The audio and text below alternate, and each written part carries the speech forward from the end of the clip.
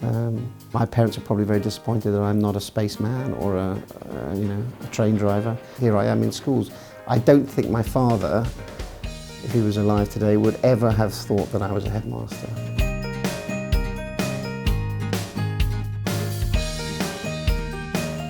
I have a long history with China, really. My father worked in China in the 1980s. He loved China, and he worked in fertilizers, and so he helped to kickstart the Chinese agricultural developments of the early 80s through selling fertilizer. And he visited some really remote rural places, and it always came back with brilliant stories about the sort of people he'd met and the experiences he'd had. He became a genuinely passionate Sinophile, and he just liked visiting China. He always spoke about it very warmly. I don't think he ever had, even when he was stuck in the middle of nowhere in a freezing cold village house with almost no heating and no blankets, he always said that was a funny experience.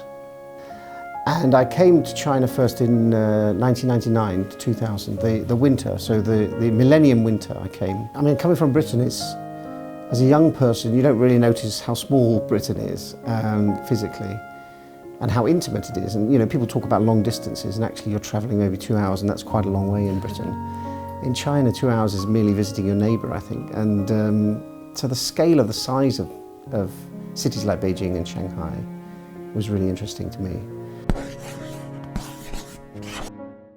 In Britain, for example, they're very keen on adopting the Shanghai mathematics module, because that has amazing results. And it's no surprise to me to find that Chinese teachers are more and more in demand in the UK to teach Mandarin, because people in the UK want to learn Chinese.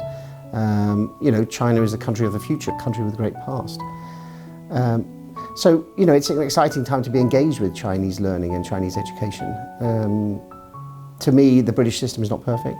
The Chinese system is not perfect. But I think that with an understanding on the reviews and some of the changes that are being allowed in education in both countries, I think they're moving to a better model.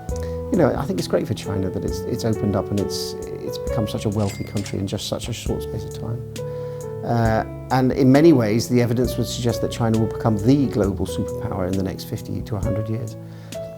In that context, China has to engage with the world. By engaging more, you understand more about the mindsets of other countries and other people and other languages. I think why bilingual education is so important.